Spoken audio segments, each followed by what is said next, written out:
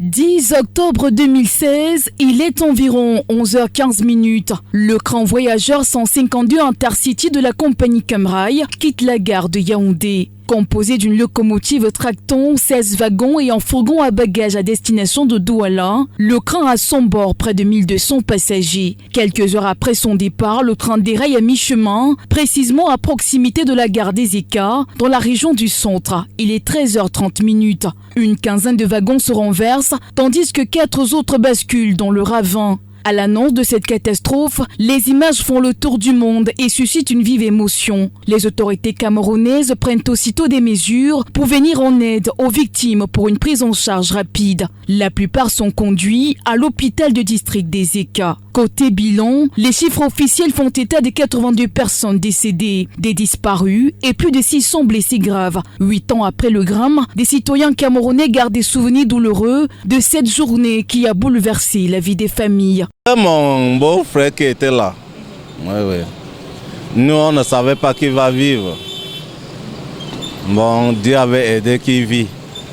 Jusqu'à aujourd'hui, même il y a souvent quand on va pas à l'hôpital, il y a toujours le truc qu'on enlève, ce sont ici là. Oui, on disait que c'était par rapport à l'accident là, on avait enlevé les autres étaient encore restés là.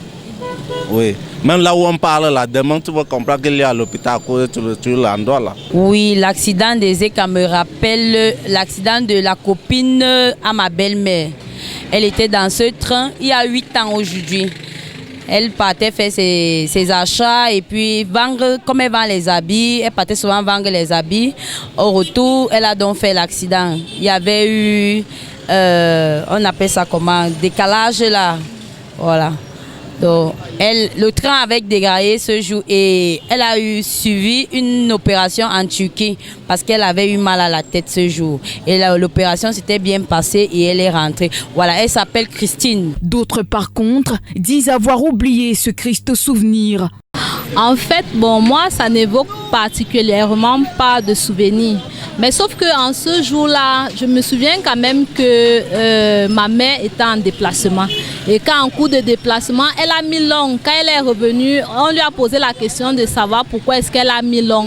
Elle nous a fait comprendre que c'est parce que les routes étaient barrées, elle a marché à pied et tout le reste. Mais sauf qu'elle n'a pas vécu l'accident parce qu'elle n'est pas allée regarder les lieux et tout le reste. Bon, en ce qui concerne beaucoup de souvenirs, là, je n'en ai vraiment pas assez. À la suite de cet accident, des mesures sont prises pour réconforter les victimes. Ainsi, pour accompagner les familles dans la douleur, le président de la République, Paul Biya, décrète la journée du lundi 24 octobre 2016, journée de deuil national. En mémoire aux disparus, une stèle est érigée non loin de la gare ferroviaire d'Ezeka pour des recueillements. Des mesures louables qui laissent un goût d'inachevé à certains proches des victimes qui disent toujours attendre des indemnisations 8 ans après. Il lui demande que mais on t'avait fait quoi?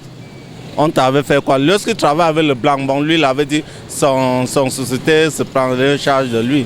Bon, on n'est pas allé sauver ce que l'État disait que le victime d'Ezeka sera fait, ça lui n'est pas là.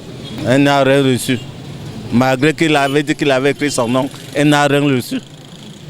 Bon, c'est sa société qui prend charge de lui. On rappelle, pour faire la lumière sur cette catastrophe ferroviaire, la commission d'enquête mise sur pied a rendu public les résultats. Dans les cœurs, la douleur de ce drame qui a endeuillé des familles reste vive.